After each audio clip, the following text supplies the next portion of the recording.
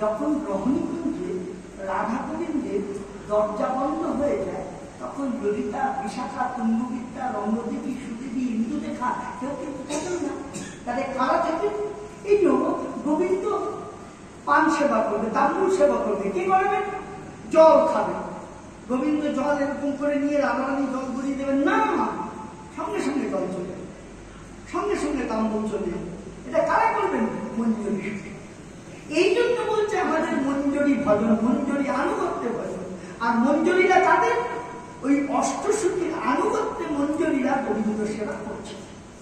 এইবার সেই মঞ্জুরিরা অর্থাৎ অনঙ্গ মঞ্জুরি, তিনি গোবিন্দ সেবা করছেন।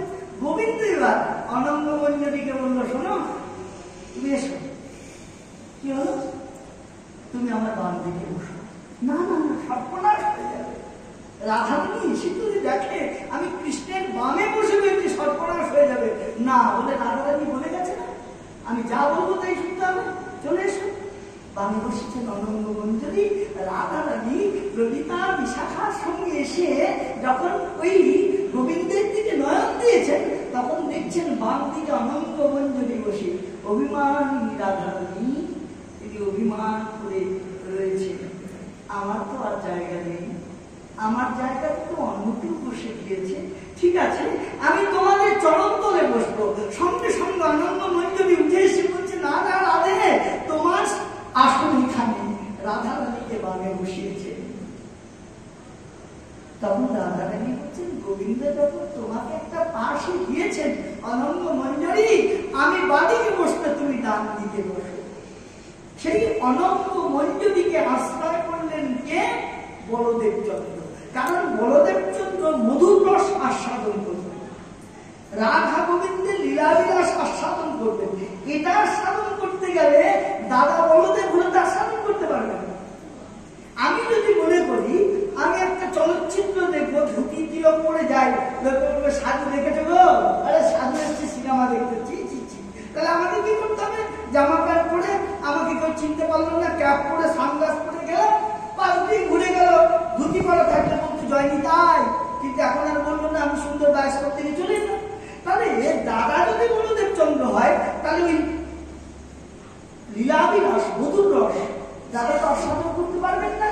তাহলে দাদা কি করলেন? দাদা আশ্রয় করলেন অনঙ্গ মঞ্জুরিকে। অনঙ্গ মঞ্জুরি, আমি তোমাকে আশ্রয় করে আমি মধুর রসের আমিনায় প্রবেশ করে রাধা গোবিন্দ লীলা মাধুরী দর্শন করব।